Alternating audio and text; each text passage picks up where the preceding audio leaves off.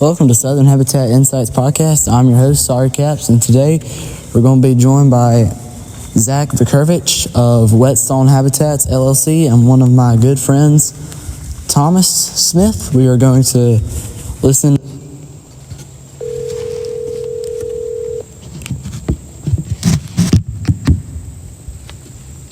Hello.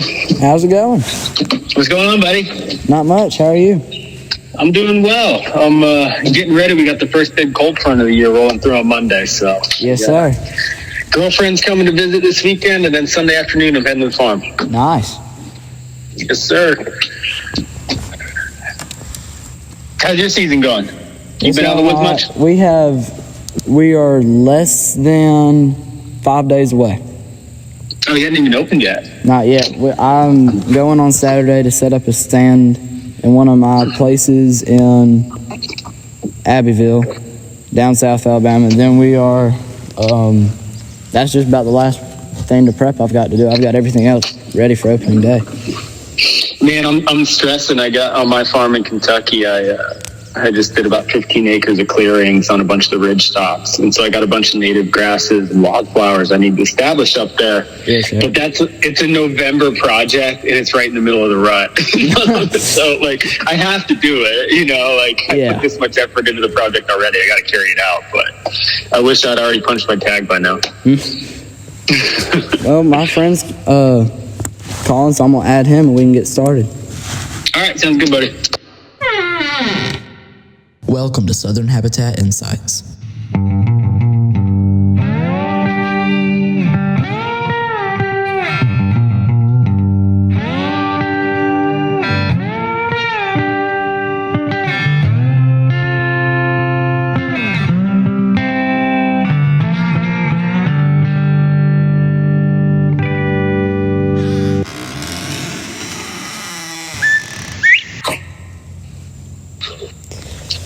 Okay. All right, I'm here. All right. Hi. Thomas, you here? Thank you. All right. Mr. Zach, this is my friend Thomas. How you doing, Thomas? I'm doing good. How are you? I'm good. Excited you can make it. Okay, so this is my first time having a guest on the podcast. So first of all, how do you pronounce your last name, Mr. Zach? Vucurevich. Vucurevich. Okay, that's what I was thinking. I didn't want to mess it up, though. Yeah. All right, yeah. So I've got a list of questions. It shouldn't take too long to answer all of them, but I've got some of them. So. Yeah, man, great questions, by the way. Yes, thank you. Looking forward to this. All right, so first question is, do you remember your first deer hunt? I do. I was at a good buddy's house. He had about 10 acres, and he was in central Ohio, outside of Columbus. And I never hunted until I was in college. I grew up in the outdoors, camping, fishing. I always loved nature and being in the outdoors. But it wasn't until I was actually in university that I started getting the itch to hunt. And I was home on Christmas break. Went back. My parents were living in Cincinnati, so I went to visit my buddy living out in Columbus, and he's actually in Zanesville, or Granville, but his property was in Zanesville. And so my first deer was the first morning hunt. We had a pile of corn out on the ground about 25, 30 yards in front of me, and very typical first deer setup for most people, I think. Yes, sir. Anyways, I climbed up in a tree, and it wasn't hardly daybreak. I couldn't. It was just legal shooting light. That deer came in, put the crosshairs on him, and it was incredible. I make the shot. My buddy's sitting 200 yards away. So he's watching this happen. The deer runs off and collapses about 50 yards from where we were, but he fell into some tall grass. So I'm sitting there. I'm jacked up. I shot my first deer as a buck, and my buddy's still hunting.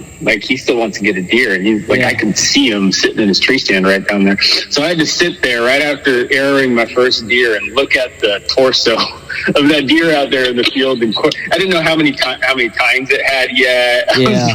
It was the longest 2 hours of my life sitting there looking at that animal. I just wanted to go put my hands on it, but it was a really incredible experience. I was with my best buddy on his property. So it's one of those memories we still talk about to this day. Can't beat anything like that. Nah, it was awesome. Yeah. I actually last year I got my first elk with that same guy, Michael Hofer. He came with me out west of Montana, so That's he's been with me on my first deer hunt and my first elk. Wow. Thomas, you got anything you want to say? What about you, man? When was your first hunt? So mine, well, you're talking to me, right? Just want to make sure. Yep. Yeah. Okay. So my first hunt, I was 10. Yeah, about 10 years old, and I've been hunting with my dad pretty much all my life, but we hadn't gone in a couple years, and I wanted to. And so first hunt, went out there and sat and saw a doe, and I was so scared to shoot the gun for some reason, but ended up not shooting the deer. Came back home next day, shot. We were at my grandparents' house working, and he's taught me how to shoot the 308 a little bit better. So I shot it down, and then I was ready for the hunt. And 1 second, I'm so sorry. Sorry, Thomas had fallen and messed up. Anyway, so. Yeah, I messed up. Sorry, y'all. Nah, that's all right. You're good. So, first deer, we were sitting at one of my family farms. I'd grown up hunting at with my dad and everything. And a big doe I just enjoyed sitting there with my dad for a while, but big doe walked out, and I was getting ready to shoot her, and she started acting all alert and scared and whatever, and we looked up, and a fawn had ran into the plot. She's 80-pound fawn, so no spots or anything, and I could have killed the big doe. I was just so nervous, First deer, she was within 20, 30 yards of me, so she was close, and I was like shaking, but the big doe ran off, and that fawn was at 80 yards. My dad said, if you want to shoot a deer, you better shoot her now. So I pulled it up on her and shot, and she ran off, and that was it. Went and found her. And, that's awesome, man. Yeah, that's what started. Since then, I've just done it more and try to learn more about it because I enjoy doing all that. Learn something every time you enter the woods. That's what I always tell people. Yeah. Thomas, you got anything you want to say? Yeah, so I was kind of tell first time I killed a deer. Yeah. So I was probably 11 or 12 maybe, and went hunting on my family's land in Utah. And when I got to the stand, it's about 6 o'clock in the morning. We didn't get up early. We kind of went for a little bit later on in the day hunt. And that's my style of hunting. Yeah. And we're driving to the stand, and off on a hill, there's about 300 yards away, there's a doe over there. Oh. And we set up my dad's truck to, try to get a shot. And I go and try to make the shot, and somehow I hit it in the neck, and it dropped right there.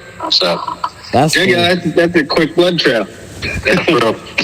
That was the first time I killed a deer. So. Wow. That's awesome. Yeah, you guys make me feel bad. I didn't get mine until I was 19 and 20. I can't even remember. Hey. Yeah. All right. That's all right. Next question I have is, where'd you go to college? Why did you go? Did you plan to go for wildlife management, biology, or whatever, or did that just sort of happen? Yeah, that's a good question. So I went to school at West Virginia University and actually started out in pre-pharmacy because my whole family is pretty much pharmacists. My dad's a pharmacist. My brother was in pharmacy school at West Virginia at the time. His future wife's a pharmacist, her twin sister, her husband. I'm surrounded by pharmacists all the time. So when I got to college, I just kind of assumed that was kind of the route I was going to go. Yeah. But once I was in school, I had found out that because I was an Ohio resident at the time, that if I switched to a wildlife management major, I picked that up as my minor just because it was something that I was interested in, and I wanted to take some classes in wildlife. But I found out if I switched to a wildlife and fisheries management major, then I can get in-state tuition even though I was going to school out of state. Wow. they had a reciprocity with West Virginia and the state of Ohio for that program. So I switched to wildlife management as a major, picked up a business minor. And, growing up, I always loved the outdoors. I was aware of like game wardens. That's really the only job I was aware of in the outdoors. And it wasn't until I got to high school in central Pennsylvania when I had a really awesome high school professor or high school teacher, Mr. Castle. And he was an academic. He studied salamanders, plethodonids to be specific. So like lungless salamanders in Appalachia. Yeah. And he paid attention. He knew that I had interest in the outdoors. He knew that I gravitated towards all the, experiments he had us doing and activities he had. I was always very well engaged in that class. And he's the one that really opened my eyes that there's an actually like field out there, wildlife management, wildlife biology, conservation ecology. And if it wasn't for having him in high school, I'm not sure I would have, that thought would have ever crossed my mind to look into wildlife management as a major. So I didn't start with the dreams of becoming a wildlife biologist, but like I think back to when I was a kid, and I was always watching Jack Hanna and Steve Irwin and Jeff Corwin, all those guys on the Animal Planet. I always said that that's what I wanted to be when I grew up, but I kind of grew out of that and when I was in high school, and I was like, I guess pharmacy's fine and pays well and seems like a pretty safe job. It took some life experiences and a little bit of a risk on my end. I knew the overhead, the take home was never going to be nearly as good as if I would have went into the medical field. Someday, that's my goal to make a pharmacist salary in the outdoor industry, but we're working towards it. I'm 100%, no regrets at all. I absolutely love the field that I'm in. It gets me outside. I feel like I'm making a difference every day, and I get to meet and interact with some of the coolest people around. That's pretty cool. I want to do something similar to, I guess, what you've done. My dad owns a forestry consultant business just for like local areas, the surrounding counties from where we are. And after I graduate college, I want to do real estate before and like while I'm in college, just to make, as a side job, to make some money.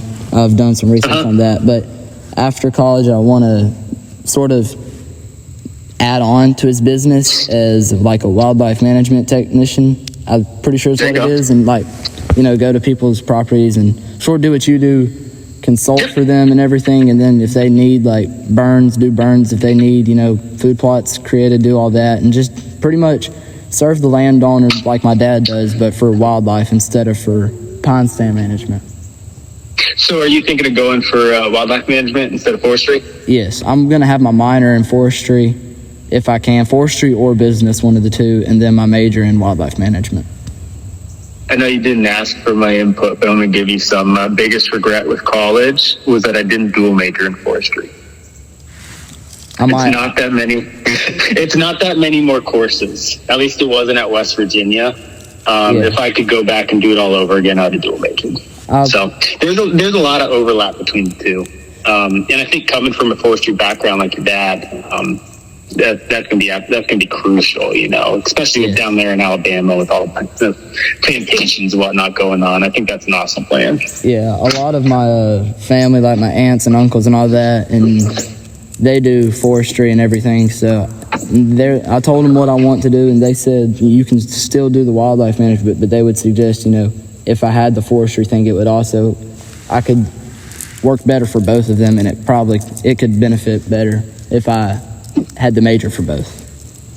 Yep. Like I said, that's my unsolicited advice, Laura. Yeah. I don't know what's going on with Thompson's phone, but we'll see how it plays out later. But I'm just going to keep going on. Hope maybe his phone will start working. All right. So my third question that I had was, in the Midwest, what's the most common thing you see landowners struggle with deer-wise? Not shooting enough does. Not shooting enough does? Yeah. Yeah, I'd say absolutely. That's the one most, because at the end of the day, people are willing to invest all this time, money, and effort into doing their food plots or doing their, bedding thicket cuts or invasive species work, this, that, or the other. But if you're not taking care of that herd size, all you're really doing is artificially inflating those numbers, those deer numbers. And so when you end up with a deer herd that's overpopulated, and you're managing for trophy bucks, which is what most of my clients are doing, it's not very compatible. One of the biggest things nobody talks about when it comes to growing big deer is minimizing stress on those animals. Yeah. And, everyone watches a movie like Bambi and they see all the deer running around in like a family group, and they get this idea that deer like being in close quarters all the time. That's just not the case, especially those older mature bucks. They like their solitude. And if you got way too many head of deer on the landscape, it's just, it's stressful for those animals, and they're never going to turn into what they were going to turn into had there been more resources around, given there would be less deer, stuff like that. So I think your antlerless harvest is definitely in the Midwest. That's the big thing that I'm always kind of, pushing my clients to do a little better job of taking care of that before it becomes a problem. Because most of those properties are already starting out with high deer numbers. Those numbers are already artificially inflated because of all the agriculture around it. So you got to take it upon yourself to, and it's a balancing act. Yeah, I would rather have the average sit on my farm where I see, 5 to 10 deer versus another farm where I might see 30 deer in a sit, but none of them are going to be of any size. So it's a numbers thing. Everyone always wants to point out the buck to doe ratio and act like that's the only thing that should determine how many does you're killing. But I think they lose track of the overall population. That's an important thing to focus on. Yeah, I've been reading this section of a book I've been reading that talks about trophy management. You got to have some intense doe harvest, because you got too many does, they're eating all that food and all the stuff you've been working to have, and all that stress like you were talking about, there won't be anything left really for the bucks to use, and the bucks need that to come back from the rut. Yeah, they need that nutrition. Yeah, and the less available you make it, as a result of having too many deers, they just eat you out of house and home. So, like I said, you want your deer herd to be below carrying capacity. Everybody likes that term, and they want to be right up. They want to have as many deer as they can on the landscape because it's fun seeing deer. We love watching them. But do you want a bunch of deer? Or do you want quite a few very healthy deer? That's kind of up to the landowner's discretion. Yeah. So there's.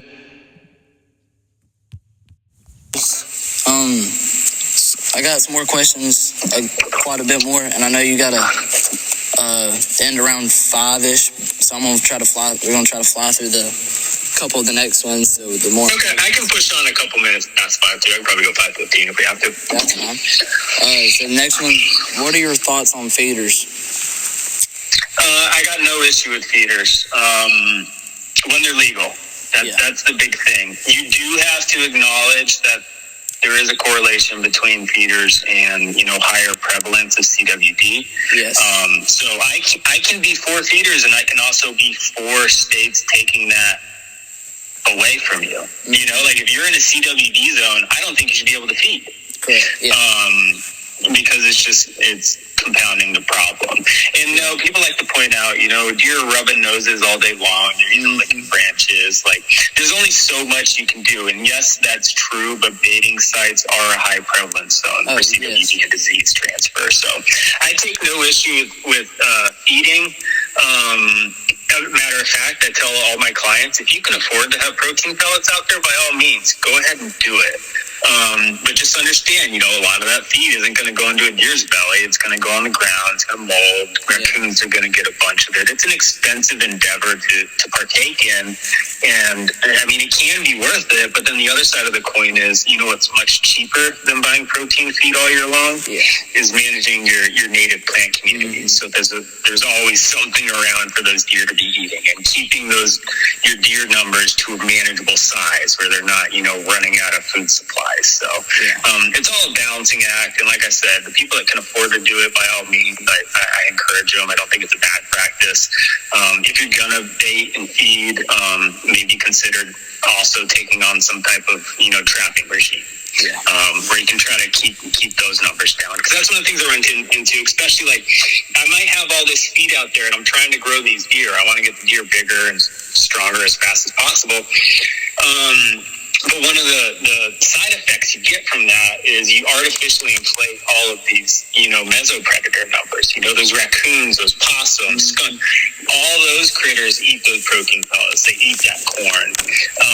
And so you might actually be hurting your turkey populations if you got like way too many raccoons on the landscape now because you got all these bait stations. You understand what I'm saying? Yeah. So it's really something you gotta you just gotta weigh all options, Yes, I did.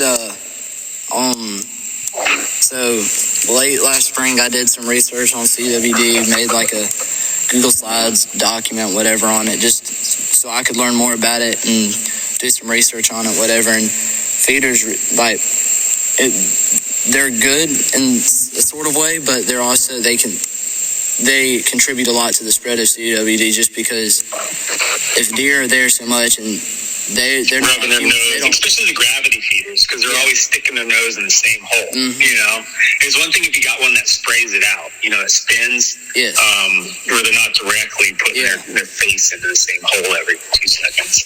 And another thing is, like, deer aren't like humans. They go to the bathroom wherever, whenever. And that's also, I'm pretty sure that's a spread of CWD, is like through feces and urine and all that. And if they're doing all that right where they're eating, and you got one deer that has CWD that goes through there, all the other deer are going to end up contracting it somehow. Well, and the interesting thing about CWD, a lot of people don't realize, it's a prion. It's a misshapen protein, and it doesn't go away. So once it's there, once it's on the site and it's in the soil, it can be taken up by those plants. So like, let's say you got clovers growing out there, and all of a sudden those clovers take up those misshapen proteins, and a deer walks by and eats that clover. Well, that's what just happened. And that's another reason, circling back to what I'm talking about, you need to stay on top of your doe harvest. Yes. Here's another reason why.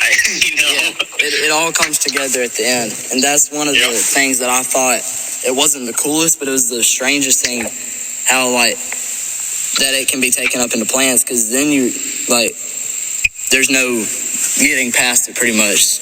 There's no stopping it. Yeah, exactly. It's one of those things, once you have it, you're stuck with it. Yeah. And I had a feeder and a trail camera, and I set it up in some of my woods near the back of my house. I had about 5 acres. My neighbors let me just mess around on and whatever. And I put up a trail camera and feeders. And the first day I put up the feeder, and this is sort of, I've hunted over feeders. I don't mind feeders. I like them. But I would say that through the little research study I did, if feeders are a distance away from where you're hunting, I think you can have a higher chance of seeing deer, if that makes sense. Yeah, no, it completely does. So, like, for instance, I had this client. He actually lives in Georgia, but he hired me to manage a couple of his properties in Illinois. Yeah. And the issue he was running into in Illinois, you can't bait. But in Georgia, where he's from, you can bait. And so in Georgia, where he's hunting, he's like, we're not hunting over top of our feed stations. But what we have dialed in is we know during certain times of year where those bucks are going to be traveling to scent check the does that like hanging out near those feeders. So their entire strategy for hunting his farms in Georgia revolves around, exactly what you're saying. Those bucks might not be visiting that feeder, but they're scent checking the feeder. They're scent checking around the feeder to know who's in the area, who's coming into heat. So he wanted me up into town, his place in Illinois, to come up with. He's like, we need a new strategy. Our strategy from Georgia's not going to work here. But yeah, that's exactly what you're talking about right there. Yeah, and one of the other cool things I noticed about when I did that was the deer so the first day I had the camera out, I never got a picture of the deer. Second day, there was, some little does nighttime. Third day, bigger does at nighttime. fourth day, we started seeing a spike around nighttime, and then after about a week, they started showing up in daytime. And it was just cool to me. Like, I would mess around in areas, 50 to 100 yards away from that, where I could see the feeder enough where if I was hunting, I could shoot it, but I wasn't hunting over it, so it wasn't being pressured, if that makes sense. And I wouldn't be like going right into that area. So if I wrote about what I thought about that at the end of it, I said, if you hunt with feeders, I would suggest putting them, a minimum of 50 yards away where you can see the feeder good enough to get a shot off of, but you're not right at it, so the deer don't feel as pressured coming into it during daylight hours, so you can shoot the deer that come to it. Yeah, exactly. And especially once you get up off those feeders a little way and kind of step back, you can really start to understand how those deer are interacting with that space. So they have to expose themselves to get to that feeder in those circumstances. People like putting feeders out in the open where you can shoot around them. Yeah. So that deer's got to make a decision every time he's going to step out there and take a bite. Is it safe? Is it worth exposing myself out there in the open? So by removing yourself from that exact spot and kind of stepping back a ways, you can actually watch those deer and kind of take note and see how they're approaching on certain wind directions, where do they like entering and exiting. That's always, I do it in fishing too. If I see a dock that I really want to cast at, I'll start outside of that dock and work my way towards it. You can do the same thing with hunting, especially when we got these saddles and lightweight tree stands and stuff now. It's not that hard to move around. Yeah, that's one thing. I've just got a small food plot at one of the smaller farms I hunt at, 20-acre farm. And what I did this year, and I think I did it last year too, and it worked pretty well, even though I didn't shoot a deer over it. I put about 5-yard buffer between the tree line and where I wanted the grass to be, so the deer would have to come in where I could get a good shot. Instead of them being on the edge, they could take a bite and step back, and I would never see them. They have to come all the way out and expose themselves fully. Yep. That's the name of the game. Yeah. Make them go where you want them. So my next thing, and we sort of touched this, we don't have to spend long here. But what are your thoughts on CWD? I think people need to take it more seriously. I don't like the fear-mongering whenever the media gets a hold of it and starts calling it zombie deer, this, that, or the other. Yeah. But then, I see people like Ted Nugent opt conservation model. So, that's my biggest fear with CWD is if it does make that jump. I don't know what happens. We might have to restructure how we do our conservation funding. Yeah. There's really no containing it because the only way the prion, however you pronounce it, the only way that it dies or whatever, it has to get to I think either 700 or 7,000 degrees. It has to get hours. Yeah, it's ridiculous. And so there's no vaccine, and even then, who wants to vaccine deer? Because then you're putting that medicine in the meat you're going to eat. So there's no containing the disease. Yeah. So that's kind of where I'm at. I think the best thing hunters can do is educate themselves. If you live in a place that is no baiting because of CWD, don't pay attention to that. Don't cheat. It's not just about getting a deer, it's about protecting the resource. And if you're in an area that has CBD, or they're saying, bring your deer in to get tested, take it. Do it. Most of those testing sites are free now. Yes. Drop-off zones, stuff like that. Take advantage of that. It really helps the state agencies out. They're doing the best they can, trying to keep tabs on this. It's an ever-changing thing. So there's some good science that we've done with CWD. Here's two last things. They're actually found. I was at the Southeast Deer Study Group. It was a year and a half ago now, and they were talking about two interesting breakthroughs for CWD. One of them being that they're actually able to start testing for it in the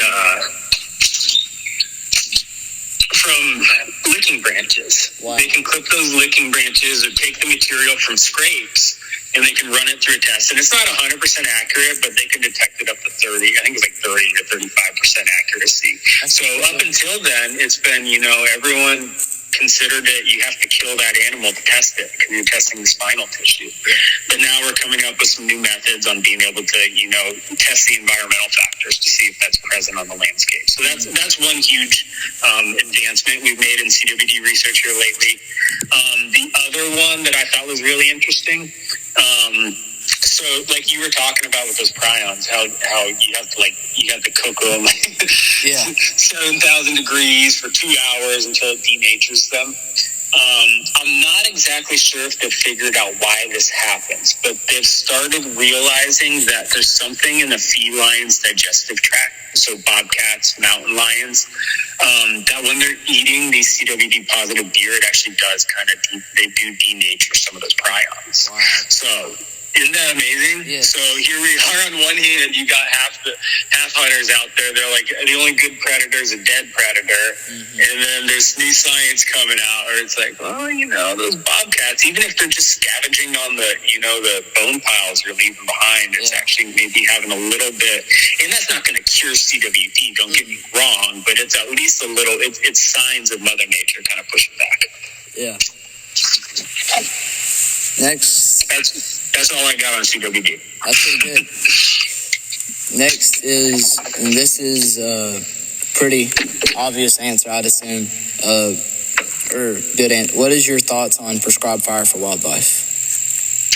It's the cheapest, most affordable, fastest tool you can use. It's the most economic disturbance you can occur. So much of what I'm doing when I'm working with a landowner is I'm managing disturbances.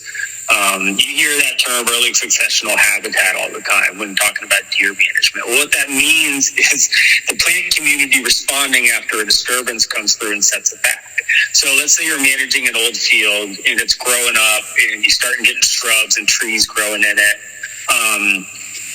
You can go brush hog that field, but it's not going to set it back on the sterile stage. It's going to grow back with trees and shrubs again. They're going to sprout back.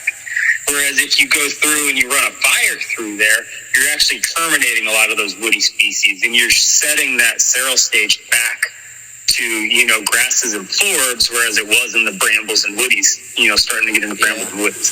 So it's a very good tool. You got to familiarize yourself with it. Be aware of your state's guidelines. Some states are really good for prescribed fires. Other states are horrible. I grew up in Pennsylvania. I got lots of clients in Pennsylvania. They all but try to intimidate landowners out of burning their properties. What they do is they put all the liability on the person doing the prescribed fire, because the state doesn't want to assume any responsibility if something goes wrong. Well, that's actually, it's handicapping the landowners and trying to do good, sound conservation work on their properties. So there's a lot of work that has to be done depending on where you're at in the country. But as far as a management tool goes, it's hard to beat. It's one of those things where I understand people's hesitation towards it, but look into your local prescribed burn associations. Like PBAs are awesome if you got one nearby. Your Quail Forever, Pheasants Forever, ask your NRCS office if there's any burn crews around, or if you can even volunteer. A lot of these places will take in volunteers for fires and stuff. So there's ways to get yourself comfortable and certified. I know I got my wildland firefighting certificate through the Forest Service when I was working for them. So, and I'm pretty sure the program I went through, you didn't even have to be credentialed through the Forest Service. It's like anyone can take that class online. Now, that's not going to certify you. You can get your red card and go help out with something, but like I said, there's so many licenses and nuance and certificates and in that space that I just encourage everybody to kind of familiarize with what your space guidelines are. Yeah, I watched and read about it. I've been around doing prescribed fires with my dad and all. I've watched places. We did a burn on one of our pine stands in Abbeville. It's been a while, but watching it grow from being, trees at your head down to nothing, talking about sweet gums and small hardwoods, from your head down to nothing, and then to those grasses.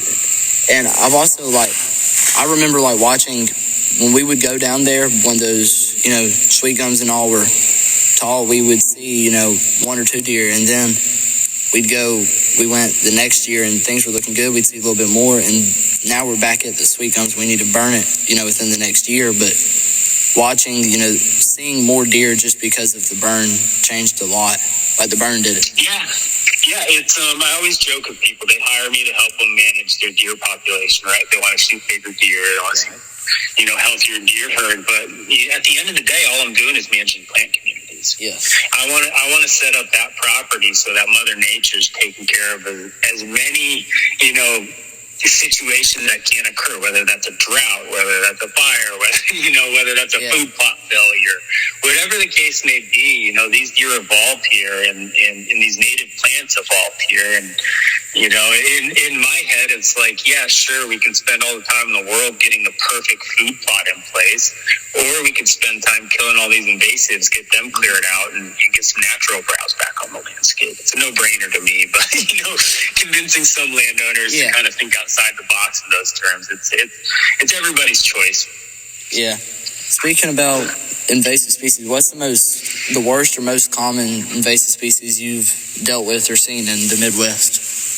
So around my farm in South Central Kentucky, I'd say Johnson grass, rhizomal Johnson grass to be specific. I'm really big into grassland restoration. I think we're losing them at an incredible rate. It's unfortunate. Our grasslands happen to be our most productive soils, so most of our historic grasslands got converted into agriculture, which it's understandable. We got a lot of people to feed. But I think us as landowners, if we're willing, especially somebody that's willing to hire someone such as myself to come in and give them advice and put in the time and effort into making stuff happen, it's like we should be paying attention to that. We lost these grasslands. Let's try to bring some of them back. They're so productive for all sorts of species, from white-tailed deer to songbirds to insects, turkey poults, small mammals. It's like really focusing on that stuff. So when I'm in South Central Kentucky and I'm trying to restore, our native warm season grasses, and then I got a problem with a non-native warm season grass in Johnson grass, it becomes pretty difficult to manage those situations. And couple that with the fact that, every time I disc the soil, it's going to chop up those rhizomes and it's going to perpetuate the problem. Johnson grass also really likes fire. It accelerates it. Same with Sericea lespedeza. That's a big one I'm sure you're dealing with down there. I got it up here. That one really likes fire too. And its seeds are active in the soil for 7 years. If you want to talk about woodies, what woodies I'm dealing with on a regular occurrence around here, Ailanthus, tree of heaven, that's a big one. Barberry, Japanese barberry. Up in Ohio, so the further north you go, the bush honeysuckle is incredible how much that's overtaken the entire understory. That's like the entire state of Ohio. If you drive through Ohio in November, you'll notice that all of the dominant trees in the woodlots have lost their leaves, but the entire understory is growing green and vibrant because the bush honeysuckle is just, that's the reason it perpetuates so prolifically. It greens up first thing in the spring, so it turns green 3-4 weeks before any of our native stuff leaks out. So it's got a head start on that, and it shades everything else out. But then you look at what I was saying in November, when all the canopy's gone, and then the understory is still green and growing, so it also gets another month of growing on the back end. So bush honeysuckle up Ohio in the Midwest. The further south in the Midwest you go, I'd say you got kudzu, Johnson grass, and a lot more vascular plants kind of taking over the further south you go. Yeah, I'd say one thing that surprises me sort of about some of the, here it's kudzu pretty much, I'd assume. But, kudzu, honeysuckles, Japanese honeysuckle, all that, it's actually good for deer, though. Kudzu has a lot of protein for deer during the summer. Yeah, I'm not going to argue with that kudzu is good for deer, but I will argue that it's bad for the landscape. Yeah, that's and I think there's better alternatives. Yeah. So, if it's a difficult spot to get, like I got a client I'm thinking of right now who's got like a corner of his property. It's just pain to get to. I don't know if he's ever going to be able to get equipment there. And he's got kudzu growing, and it's coming off of the freeways up above his place. So, you know, it's those mowers, the utility mowers, when they go through, they spread those seeds everywhere. And so even if he gets rid of it, it's going to come back right there. So what I have him doing is just mowing a line where he can get his equipment and just not letting it pass that line. You know, admit defeat and just try to contain it, and then utilize it as a feed source. You know, those deer are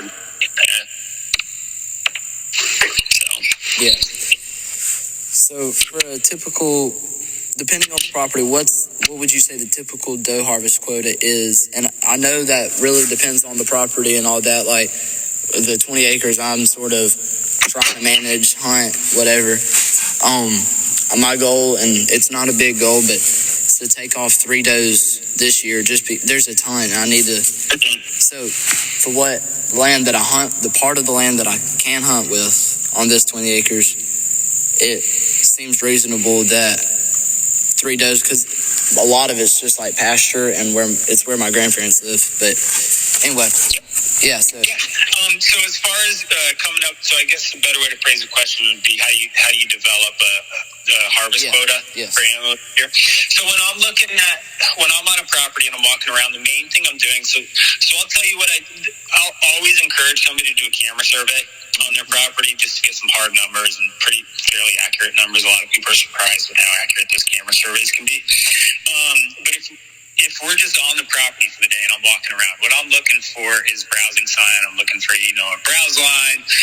One of the species I'm always paying attention to is greenbrier. If I see a patch of greenbrier and it's just eaten down to nothing, that's an indicator. Okay, numbers might be high. So greenbrier smax is another term for it. It's readily consumed by deer, but I don't think they really go out of their way looking for it. You know, it's a very moderately preferred forage. It grows pretty much all across the whitetails range, so it can be a pretty good litmus test as you're walking around. If they're absolutely hammering those moderately preferred forages, then there's probably a lack of nutrition on the landscape. You probably got too many deer around. So if I'm seeing browse lines, if I'm seeing, you know, the greenbrier eating down short, if I'm not seeing any oak regeneration, like if all your seedlings are getting nipped down, then I'm gonna tell them, whatever you think, add 2 more or 5 more. There's no real hard set formula for you know, where deer numbers should be. It's going to be, you know, pretty closely tied to what your neighbors are doing, what the surrounding landscape is like, whether or not there's agriculture around. So I guess the best way to answer that question would be to consult with maybe a state biologist in your area, or just if you think you got too many, just keep whacking them. You know, do a doe derby, get more deer tags. You're never gonna kill all your does. Like, I don't care how hard you try. You're not gonna extirpate the white-tailed deer from your little 20 acres. So I always encourage people to go a little heavy. People are so hesitant with deer harvesting, especially when they start talking about a lot of the issues I run into, especially talking about, like, when I go back to Pennsylvania and stuff, a lot of landowners are hesitant to shoot does because they remember a time when we didn't have many deer around. Yes. I was talking to some people about that the other day. There was it would be a newspaper article if somebody saw a deer track in the mud in West Virginia. It's crazy. But it was just a different time. So back then, it absolutely makes sense. I understand why people were saying, don't shoot any does. You know, it's the same reason we don't shoot hens in the spring. But we're at a different time and place, and I think it's just taking time for landowners, especially guys that have been doing stuff the same way for so long, to kind of, you know, realize that the problem is there. They're still kind of in the good old days of actually seeing deer on every sit. So sorry for a wishy-washy answer, but that's just it's one of those ones that every property is going to be independent. And if I had to give an answer, I'd say shoot more than you think. More than you think you need to. Yeah. Yeah, you summed it up pretty well. I don't have much to add to that. Around this time of year, where would you suggest people move their trail cameras to? Scrapes. Look for an active scrape, like a hub. This time of year, that's going to be your best bet. Rub lines and scrapes. The problem with rub lines is sometimes they just abandon them. Yeah. They'll just do it once and it'll be gone. It might look very impressive, every single tree. 10 trees in a row that are, I can't tell you how many times I've put cameras in those locations and never seen a deer touch it. So I think scrapes are more predictable, but if you can find a rub line and have good access in there, there are situations where bucks become comfortable bedding.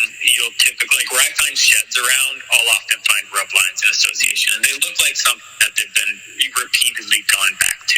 You can tell multiple years worth of rub on it. So those are the two areas. You can't go wrong with putting something over a scrape this time of year just because that's their communication post. They're all checking in on scrapes right now. Oh, yeah, and down here, scrapes and rubs, I know they're just starting to get going. About this time, a couple weeks ago now, my dad was cruising timbering yesterday, and he sent me a picture of a pretty big rub, but I was scouting last weekend. I was going down this little road I have in a creek bottom. I didn't see a single scrape or rub, and I was really, that's what I was looking for to hunt opening day, scrape or rub, because the first 10 days here in Alabama, you can only shoot bucks. So that's why I was looking for those, because I know if I had seen one, a buck probably be coming down that road, but I didn't see any, so they're just getting going right about now. So when they this cold front should be moving pretty good. I'm looking forward to it. I've been watching the weather. I've been hoping to get cold. So I meant to ask this a second ago, but is there on a lot of properties, two of the properties I hunt here, there are a lot of smaller does. They're not all the does seem mature. There's a lot of young ones, and it's always that way. And like right now, I just got pictures 5 minutes ago from fawns, and they're like still have their spots. And I know that can be like late rut and not the best property habitat, because about this time of year, fawns should be 60 pounds without their spots. But so there's a couple different ways that situation happens quite frequently, and there's usually one of two options that occurred. So what's either happening is you got too many does in the area. Not all of them got bred the first time around, which I think is what you were alluding to. So they end up getting bred again in December, and then they have those fawns later in the year, and then they're lagging behind. They're hitting winter and they're 50 pounds instead of 70, like you're talking about. Yeah. So that happens when your buck to doe ratio is out of whack. The other situation, which does occur, especially on a lot of my clients' properties, which isn't as abnormal, if you get your property dialed into a point where you have the herd size under control, you got all your native plant communities are kicking butt, you got everything squared away. If your habitat's doing right and you got a nice moderate number of deer on the landscape, oftentimes you'd be surprised those fawns might start creeping up into 75, 80 pounds go that first hunting season, and then they'll actually come into heat heading into January, December, January, when they're only like 10 months old. And I've heard people talk about that's sort of the second rut is what, when you have good habitat, you can have sort of two ruts. Yeah, exactly. So what you're looking at is you're looking at the same thing occurring, but from two completely drastically different situations that caused it. Yeah. I think our rut here in Alabama is not like, it depends basically where you each property can be different just about. It's crazy. I got some buddies down there, and the neighbor down the road has them rutting like crazy, and oh yeah. And where I'm hunting, where I'm at right now is the ruts in January, and so like you said, the rut could have been later because all the does are so much smaller, and when they finally get to that maturity level, and they're just now getting to the rut later in the year. I know our rut was in the start of February, but usually it's in mid-January. So it was this year. It's a lot different than it's been in the past years, from what I've seen. Yeah, there's all sorts of weird things that can happen with the rut, and he's pretty consistent as far as peak breeding date. But like I said, once you start talking about herd dynamics, there's a bunch of different intricacies that can kind of influence what's going on out there. Mm-hmm. So I think we're on, let me check. So I think it's the last 3 questions, but what's your favorite mix for food plots? Like, if you had to give one mix to somebody, what would it be? One mix, I'm not going to throw a brand out there just because I don't want to leave anybody out, but my goal, so if I can only plant one thing for deer, here's what I'm doing. I'm planting a fall blend. Mm-hmm. I'm planting something that's it's gonna have at least one cereal grain. Yeah. So whether wheat or oats, ryegrass, or cereal rye. Yeah. There's a big difference here in ryegrass and clovers. Whether it just be like a crimson clover, Ladino clover, it doesn't really. Just go to the store. Like I encourage a lot of my guys, if you just go to your local co-op, you can get a lot of these seeds individually and blend them your own. And then some brassicas, and if you want, you can even throw in, rape, turnips. I've had great success with kale. In my blends, I don't know why the deer on my farm freaking love kale. A bunch of hippie deer. But yeah, just get a wide variety. So why do I encourage planting a nice, diverse blend? So one of the ones that I've been planting in the past that I've had great success with, I didn't plant it this year, was Smorgasbord is the name of the product from Eagle Seed Company. Great product, great company. That seed blend, I can't remember what all's in it. I think it's like an oat, 2 different clovers, like 3 different types of brassicas, turnips, and then kale. It's got kale in it. But what ends up happening, so at least where I've been at in Kentucky and getting my food plots in the ground in the fall and in the spring for that matter, it seems like our precipitation patterns over the last 5-10 years have kind of shifted. We're getting just as much rain as ever, but it's more sporadic.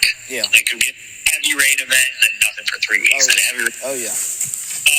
Whereas in the past, I feel like it was more regular. You might get, a couple days of rain, and then you would get a week or 2 out, and a couple days of rain. It was more predictable. You had a little more freedom to get something ground. So by getting a blend planted, it gives you a little bit of safety net. Yeah. Whereas some of those species might do well in a drought, or other ones won't, or other ones might do well if you get a ton of rain, and the other ones might not. But on top of that, so you get a little, especially the planting depth. Those seeds are different sizes. You're not always going to get a consistent planting depth on all of them. Some of them, like those clovers and brassicas, like to be real shallow, versus those oats and wheat and stuff like to be a little deeper. Well, it's hard to manage that when they're all in one blend. Yeah.